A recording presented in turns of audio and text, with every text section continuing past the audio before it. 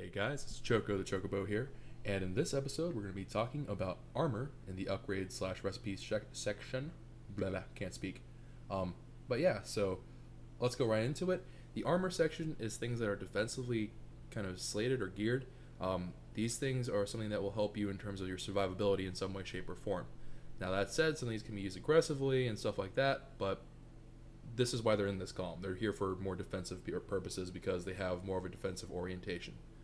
So let's go right down the line. The Hood of Defiance, if you remember from the support column that I talked about before, the Hood of Defiance is the component for Khadgar's Pipe of Insight, which allows you to get spell resistance and a little bit of HP regen. At the beginning, it's a really hefty amount of HP regen, so bear that in mind.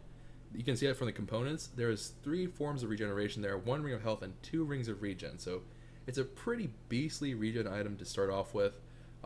If you're going to go down a path where it's like you're pudged and you need to rot, stuff like this can be very, very helpful.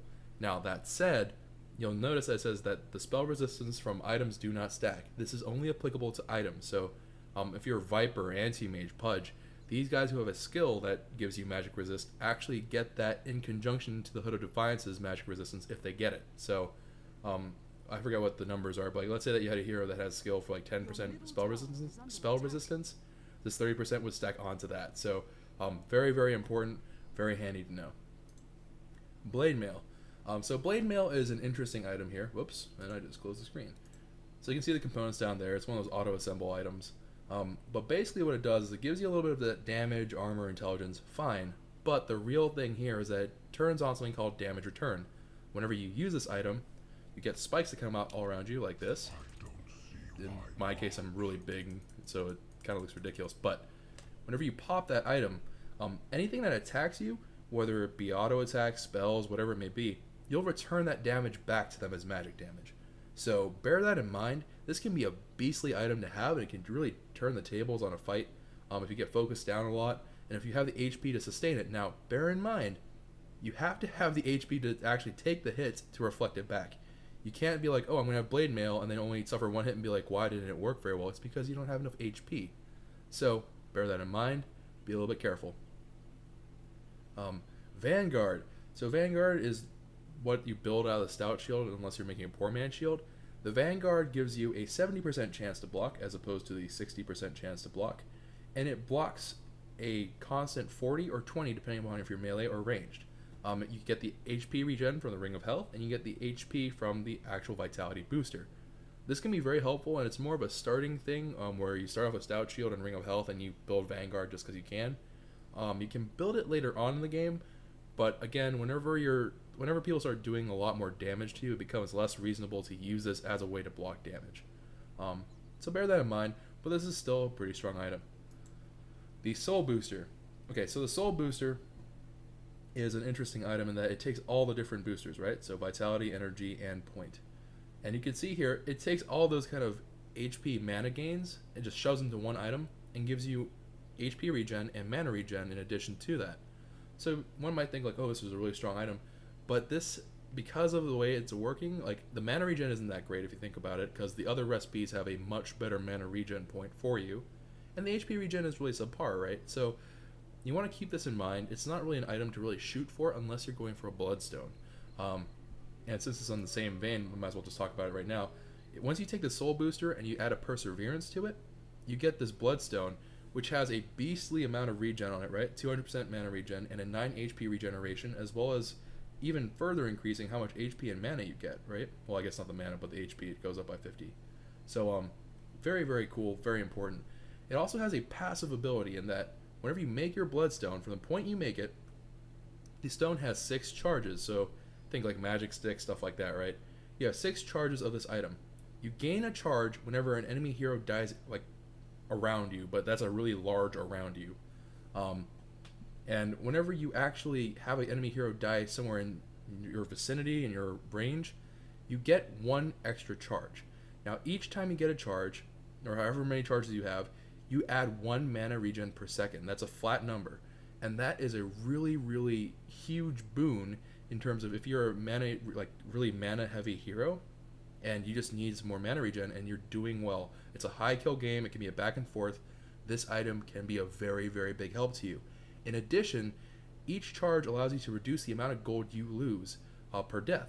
And that can be a little bit tricky. I'm going to make a video about gold stuff later. But basically, you have less gold at risk whenever you die, which is a very important part of this game. It also shortens down the amount of time it takes for you to respawn by 4 seconds per charge, which whenever you start talking about, let's say you get 10 stacks, right? If you have 10 stacks, you shorten your respawn time by 40 seconds. Now, this all may sound like really great and it's like really steamrolly, but remember that whenever you die, you lose a third of the charges on there.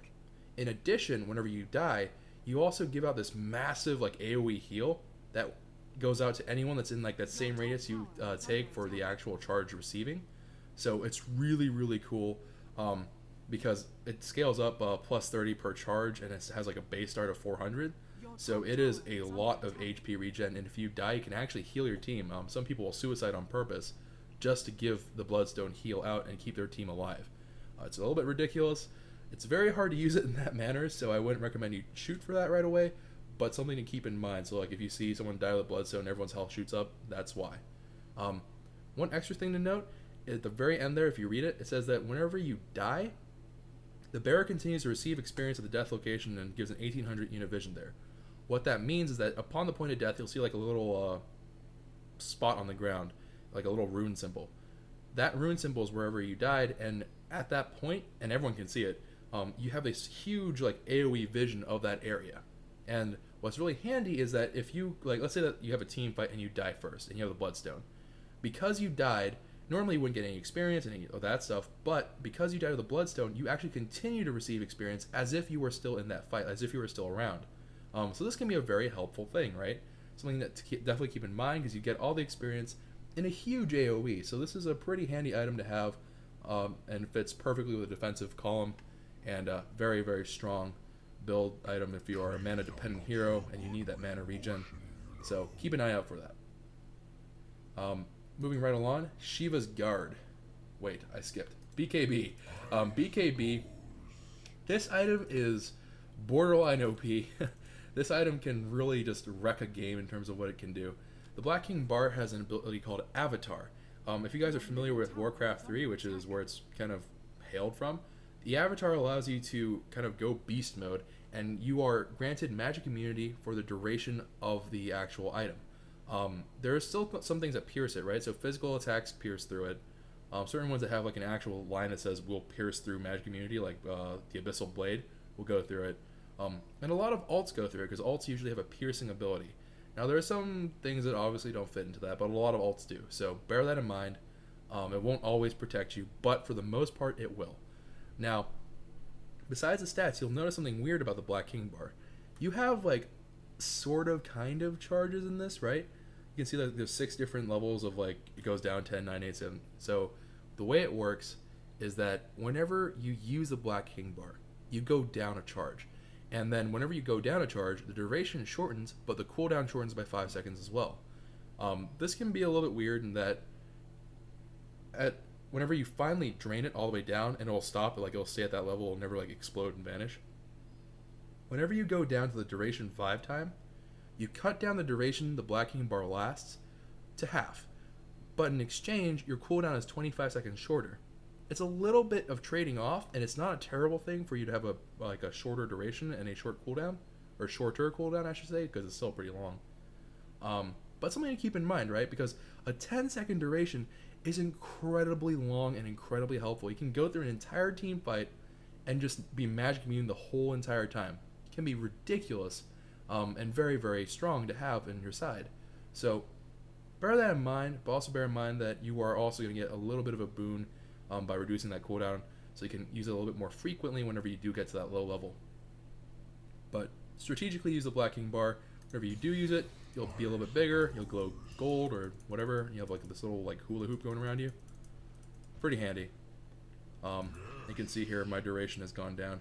Now you can hover over your item to tell you like what part of the charges you're at, so that is there. Alright, moving right along, the Shiva's Guard. Now Shiva's Guard, as you can see here, it has a Mystic Staff as a component item, right? So this is a very, very helpful item to have intelligence-wise. And that's all fine and dandy. You give you give out a constant aura slow called the freezing aura, and this reduces the attack speed of enemies, right? It does not reduce the movement speed, please remember that, but it does reduce the attack speed. So very handy. You can't have like a bunch of Shiva's guards and slow them down. It doesn't work that way. Only one freezing aura can be active at a time. But that said, you get that 30 intelligence, 15 armor, very helpful to make yourself bulky and add to your mana pool. But also you have an active ability called Arctic Blast. Now what this does is it kind of makes a ring around you and it shoots outward. And it damages enemies for 200 damage, which is, you know, probably so-so by the time you get this item. But more importantly, it slows down their movement by about 40% for 4 seconds. So I'm going to demonstrate that for you guys. Actually, I'm going to warp and show it to you on creeps, because these guys are always so willing to volunteer. But this can be an item to both engage or disengage, in that you can help chase down people. You can make sure that they're a little bit less mobile during a fight, or you can use it whenever you're running away, screaming for your life, and just trying to get away. So let's say that these guys were pursuing me. I drop that, and they slow down a lot, and they'll last for a whopping 4 seconds. So like that's a hefty slow. You'll notice that it radiates out very slowly though. That like kind of expanding of radius, yeah, is a little bit slow. And it can be a little bit of a problem that way, in that they can walk away from you. But you'll notice that it also keeps moving with me. So if I'm moving around, you know, chasing someone down, the circle expands with me at the center at all times. Very handy, very useful. Can be pretty devastating actually, depending upon what kind of enemies you're up against. And 15 armor is a huge amount. Remember that. This is plate mail. This is the highest amount of armor you can get as a component. So, very handy. The Manta style. Alright, Manta style gets into a little bit more of a complicated topic here. But I'll do my best to cover it in brief. Basically, the Manta style gives you all these great stats. They're wonderful. You get a Gloves of Haste in terms of attack speed. You get the 10% movement speed because there's a Yasha involved. It's a really handy item. It's more agility based. That said, the way this works is that it has a Yasha kind of component in that you can't have multiple Yashas stacking to make your movement speed higher and higher and higher. But because of the way Manta works, it actually gives you a little bit of a...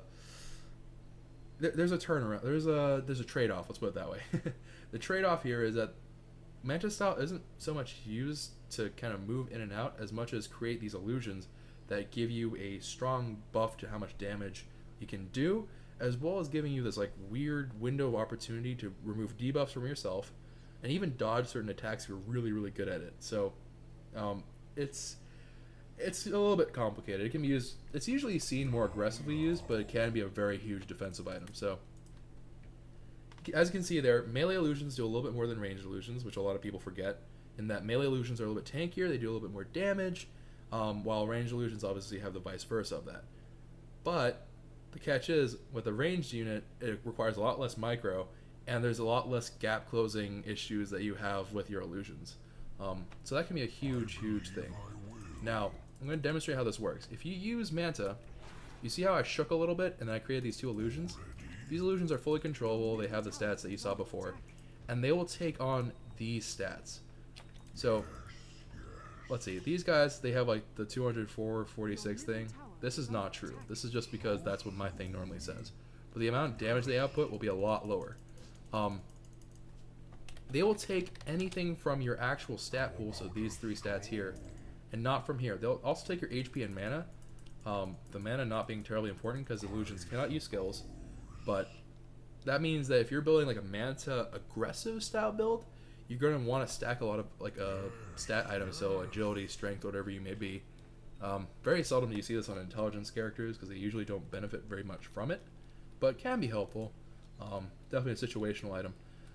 But going back to the whole shaking thing, again, I'm going to do it one more time. Keep an eye out for it. But I'm going to shake, and during that window of opportunity, you basically just like shake off debuffs, and a good number of them too.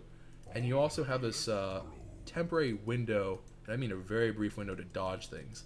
And that could be a pretty handy thing. So if you ever have a moment where like something didn't work on that guy and he just manted, that's probably what happened. It's pretty wild. It's a really interesting item. The cooldown is actually a really good cooldown considering that the illusions last 20 seconds, so bear that in mind. Anyways, moving right along, the Lincoln Sphere. Lincoln Sphere Very simple. These stats are reflective of what the components are. See the ultimate orb here and the perseverance. You get 15 to all attributes. You get the perseverance, HP, and mana regen, except I think it's a little bit souped up. Yeah, by a little bit. And plus 10 damage from the perseverance. So the way Lincoln's works, though, is that it's used to block one cast a spell every 20 seconds. There are some weird exceptions to this rule again, but basically what ends up happening is that if anyone targets you with a spell, so let's say that they target you with a Lion Impale, Skywrath, Q, whatever it may be. If it's a targeted spell, the Lincolns will attempt to block it, and it will just shield you from all the damage on any of the effect. Now, if it is a skill that pierces through it, it will go straight through the darn thing, and nothing will happen. This can be a really good help in terms of you have to dodge like just a couple of spells, because it'll basically just protect you from it instead of having to use a BKB and worry about that. And it also gives you a fair bit of stats, and so if you're like a Morphling or something that's going very stat heavy, this is a great item to have. So that's what it's used for, and you know, it's a fine defensive item. I actually get it a lot, so yeah, just try it out. It's something that you have to try out to actually see if you like it or not. Ah, the Assault Cuirass. Okay, let me get my lovely assistant to drop me off some Arturage. Remember? Okay, yeah. So, oh, what am I doing? No, I forgot. I don't need to do this. Oh well, what the shrimp. The Assault Cuirass is going to be an item that gives you both a lot of armor, because it takes both the armors to create it, right? As well as a Hyperstone that gives you attack speed, and I mean a hefty amount of attack speed. Now you may notice that the attack speed on the Hyperstone is 55. And you look at it, you're like, that's 35, it actually nerfed it. That's not true, because what happens is they give you 35 attack speed, but they take 20 attack speed from the Hyperstone and they distribute it to your team as well as yourself. So you maintain 55 attack speed, and your teammates get an extra 20 by being around you. In addition to this, they get a little bit of the armor as well, so 5 armor bonus, as well as reducing the armor of nearby enemies. So this can be a very, very handy thing to have in a team fight, right? Because you can kind of just slowly break down their armor, and for low armor heroes, that's a big problem. And whenever you start stacking it with other abilities like, or other items like Stygian, or even abilities like the Bounty Hunter's, or not track anymore because I got rid of that, but Slardar's Amplify Damage, this can be a very, very large item to have that can change the flow of a game entirely. So that's that handy item, very good. Now the Heart of Tarask. This item is a beastly item. The way it works is that if you, okay, first off, it gives you a lot of health. It gives you a lot of strength. Very, very bulky item. The 2% health restore thing is something that has a 6-second cooldown in terms of like, it takes 6 seconds for you to be out of combat for it to activate. And anything that's damage will break your Heart of Tarask's 2% health regen. So the way it works is that, let's say that you're running out into a fight. Until you hit heroes or Roshan, your Heart of Tarask will be fine. The second you get hit by either a hero or Roshan, the cooldown activates. If you're melee, it's actually 4. If you're ranged, it's 6. And the idea here is that your HP regen shuts off, but your stats continue to go.